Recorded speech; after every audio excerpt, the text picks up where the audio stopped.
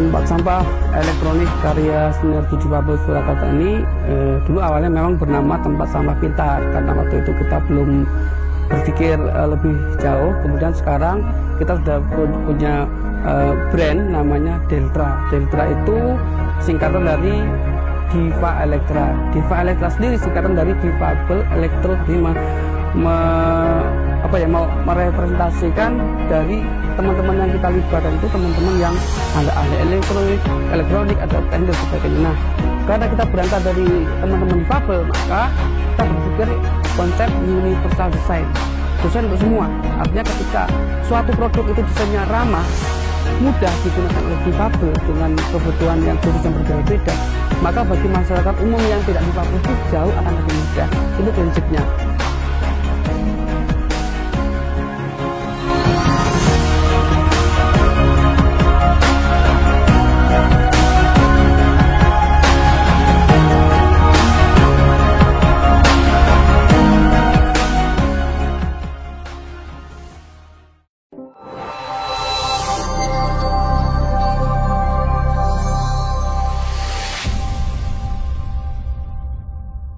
Baik, perkenalkan, saya Heru Sasongko. Jadi di sini saya bersama Mas Tio pada tahun 2018. Saya dengan Mas Tio ini punya suatu keinginan untuk saudara-saudara kita disabilitas supaya bisa berkarya, menciptakan satu produk yang bisa berguna untuk seluruh masyarakat Indonesia. Jadi pada waktu itu saya bersama dengan Mas Tio, kita keliling ke rumah saudara-saudara kita disabilitas untuk memetakan potensi-potensi yang ada dari teman-teman kita ini. Kemudian saya berjalan dengan Mas Tio ini ke satu tempat, ke rumah dari saudara kita yang bisa pengelasan. Kemudian pindah lagi yang bisa ke teknik, nah, kemudian ada yang bisa lagi ke elektronik. Kemudian kita akhirnya bertemulah dengan saudara kita ini, dan akhirnya pada suatu saat kita kumpulkan dan kita berdiskusi bersama di situ untuk memulai satu produk yang nantinya akan bisa berguna. Apa kira-kira yang bisa kita buat? Pada waktu itu kita berpikir kalau sampah ini kan berguna untuk seluruh masyarakat. Nah, dan saudara kita ini, mohon maaf untuk yang pakai kursi roda, itu kalau harus membuka sampah dengan kaki atau dengan harus sentuhan kan sulit. Kita ingin yang produk ini simple dan berguna, dimudahkan untuk semua orang. Untuk saudara kita yang pakai tongkat juga sulit kalau untuk nginjak-nginjak kaki segala macam. Ya. Jadi akhirnya kita putuskan kita bikin suatu tempat sampah yang bisa berguna untuk seluruh masyarakat, yaitu dengan cara tempat sampah elektronik dengan sensor, tanpa kita membuka atau kita menginjak, tempat sampah itu udah membuka sendiri. Nah, kemudian dengan berbagai cara teman-teman kita ini akhirnya bisa menciptakan suatu produk, tapi awalnya dari kardus, kardus dibelilah sensor, kemudian dibeli motor, bisa buka tutup kardus itu, dan mulailah kita memulai dengan perangkat yang lebih bagus lagi, yaitu dengan menggunakan besi-besi dengan pengelasan, dan akhirnya alhamdulillah produk itu bisa jadi. Dan pada waktu tanggal 20 Agustus 2018 produk itu kita pamerkan ke pemerintah Kota Surakarta di kantor Wali Kota Surakarta.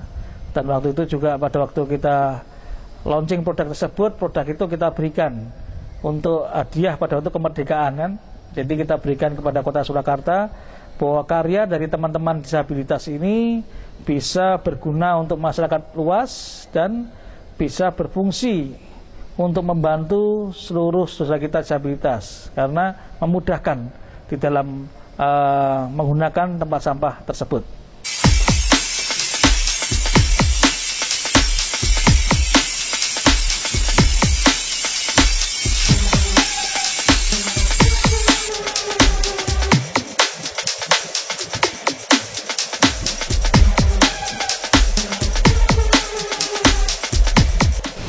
Iya, saya Tio, difabel polio kaki kanan.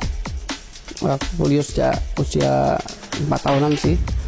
Kemudian saya di Solo ini, kemudian sebelum mengarah kepada diajak Pak Heru Sasongko untuk menggali potensi teman-teman, memang saya pernah bekerja di sebuah lembaga yang bergerak di isu difabel. Dari situ saya kemudian mengenal banyak jaringan teman-teman difabel khususnya di Solo, dan potret peta potensi serta di mana teman-teman tinggal dan permasalahannya saya punya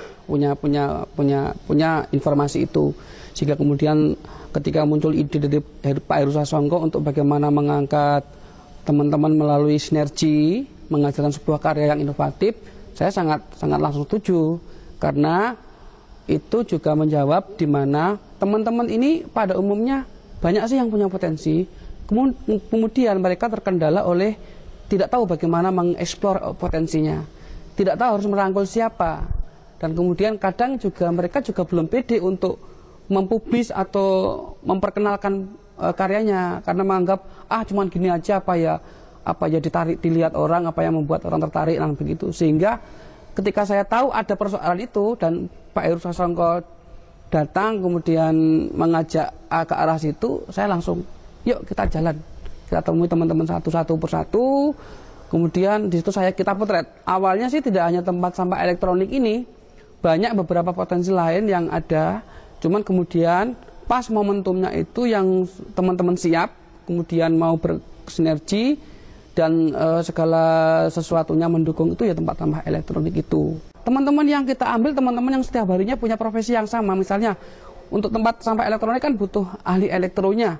Teman-teman difabel ada yang pekerjaannya sehari-hari memang servis elektro, dan memang di situ dia menjadi tempat konsultan juga oleh siswa sekolah dan sebagainya. Kemudian juga ada yang memang ahli ngelas, kemudian ada juga yang secara otodidak belajar Arduino secara online. Nah, potensi-potensi ini kita ketemukan, kemudian berkumpul, itulah ketemu sebuah sinergitas difabel Surakarta menciptakan tempat sampah elektronik.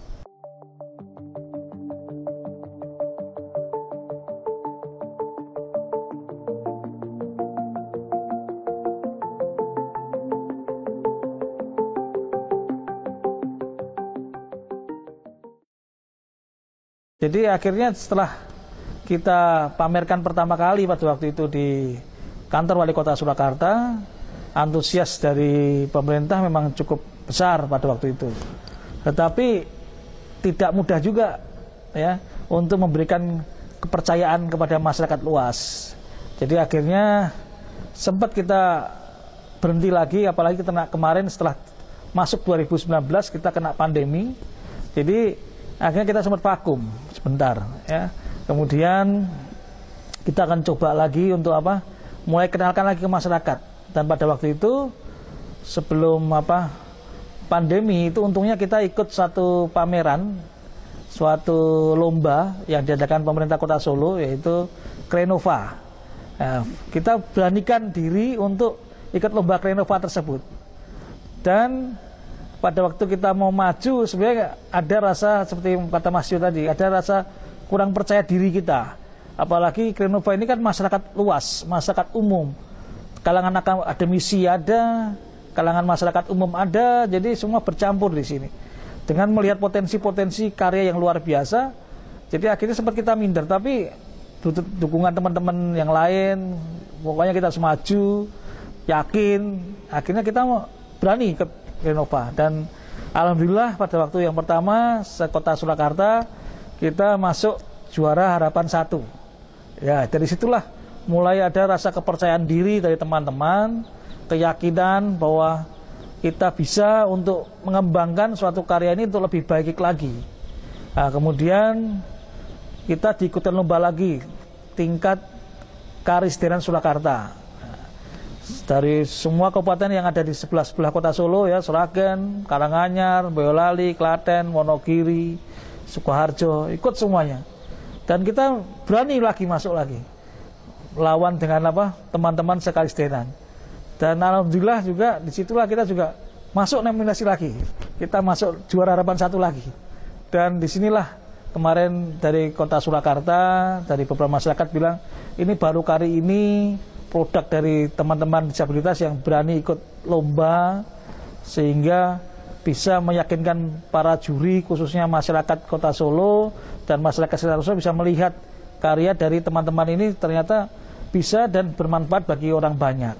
Dan akhirnya setelah kita masuk ke Renova tingkat Karistenan, kita mulai dilirik oleh Solo Technopark. Ya, Solo Technopark inilah yang menjadi istilahnya langkah awal kita untuk berani mulai masuk ke ranah industri.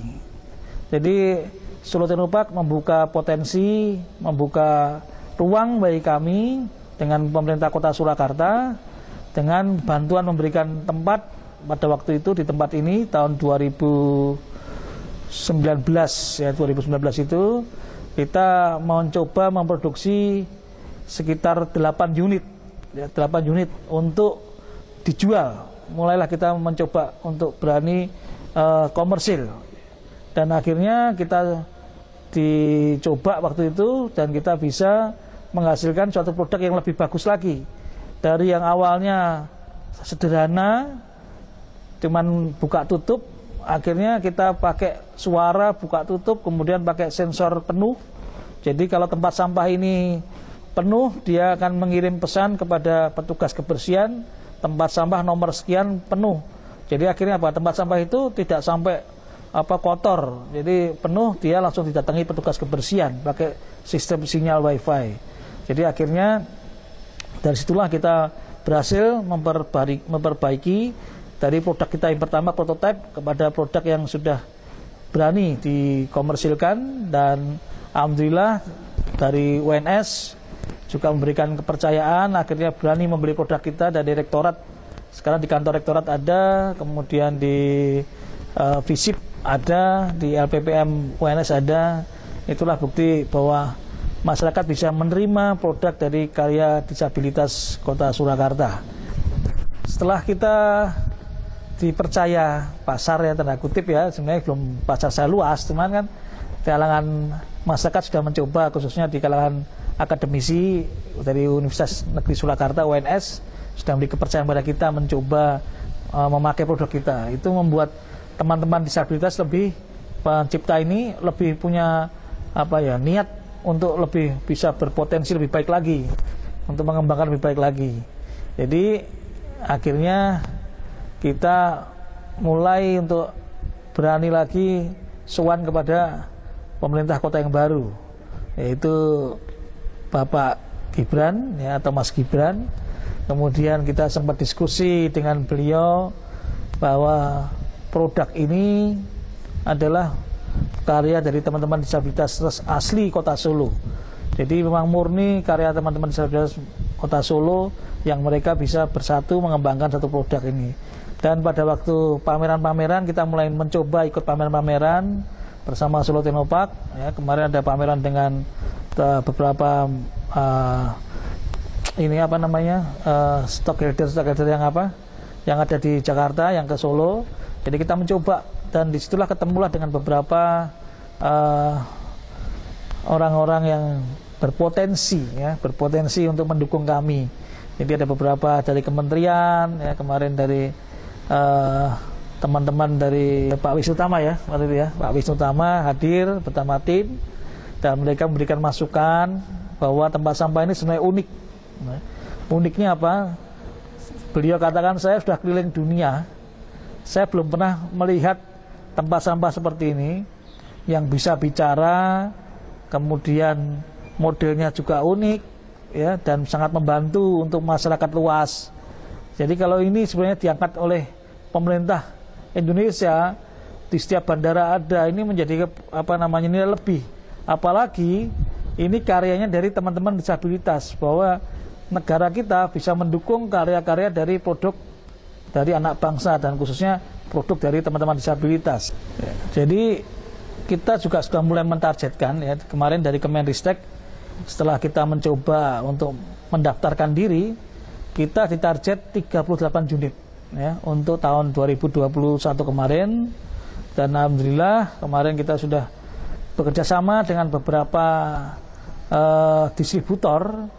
Jadi kita juga mulai menawarkan ke distributor siapa yang mau menjualkan produk kita juga. Jadi nggak hanya kita sendiri, tapi kita cari rekanan juga. Dan alhamdulillah kemarin ada rekanan yang mau ikut memasarkan, dan akhirnya kemarin produk kita dibeli sama beliau untuk dipasarkan juga ke industri yang lebih luas lagi. Kalau bisa masuk pasar luar negeri ya ekspor, itu lebih bagus lagi. Jadi kita bekerjasama dengan tenan, dengan industri-industri yang mau mengembangkan produk ini. Dan target kita dari tahun 2021 kemarin ya tercapai 38 unit tadi. Tapi ke depan ini tahun 2022 kita akan lebih banyak lagi. Kalau bisa kita punya target ya, kalau semua bandara kemudian kantor-kantor pemerintah ada ya, target kita kalau bisa mohon doa restunya kalau bisa 1000. Karena kalau dengan 1000 ini kita akan lebih banyak lagi memasukkan tenaga kerja baru. Jadi teman-teman disabilitas bisa kita rekrut kembali untuk tambahan untuk memproduksi lebih banyak lagi. Jadi kalau sudah menyentuh pasar kemarin, kami sempat diskusi dengan Mas Wali. Kalau harga ini, kalau Mas Wali bisa kemarin memberikan masukan, akhirnya memberikan masukan, Mas, kalau awalnya kita jual itu 6 juta sebenarnya.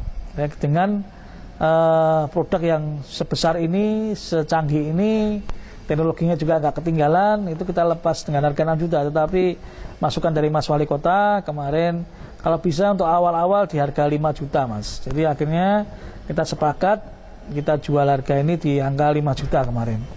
Jadi supaya masyarakat bisa benar-benar menilai produk ini, produk yang memang secara teknologi tidak ketinggalan, dan akhirnya bisa membantu untuk seluruh lapisan masyarakat.